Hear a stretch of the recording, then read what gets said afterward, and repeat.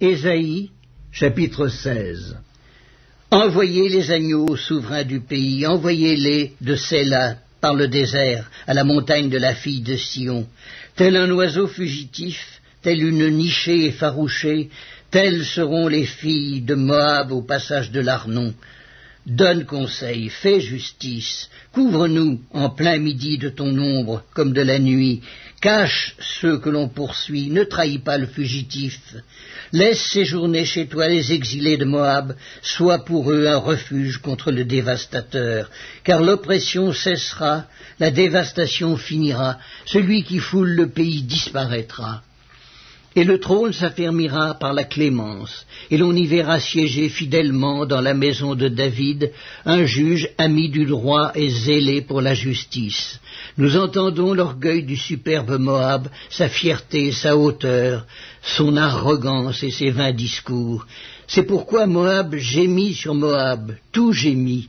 Vous soupirez sur les ruines de Kir-Hareset, profondément abattues, car les campagnes de Hesbon languissent. Les maîtres des nations ont brisé les ceps de la vigne de Sibma, qui s'étendait jusqu'à Jaézer, qui errait dans le désert. Les rameaux se prolongeaient et allaient au-delà de la mer. Aussi je pleure sur la vigne de Sibma, comme sur Jaézer. Je vous arrose de mes larmes, Hesbon, Éléalé, car sur votre récolte et sur votre moisson est venu fondre un cri de guerre. La joie et l'allégresse ont disparu des campagnes. Dans les vignes, plus de chants, plus de réjouissance. Le vendangeur ne foule plus le vin dans les cuves. J'ai fait cesser les cris de joie.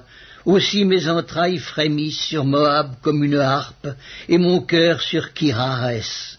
On voit Moab qui se fatigue sur les hauts lieux. Il entre dans son sanctuaire pour prier et il ne peut rien obtenir. Telle est la parole que l'Éternel a prononcée dès longtemps sur Moab. Et maintenant l'Éternel parle et dit: Dans 3 ans, comme les années d'un mercenaire, la gloire de Moab sera l'objet du mépris, avec toute cette grande multitude. Et ce qui restera sera peu de choses, presque rien.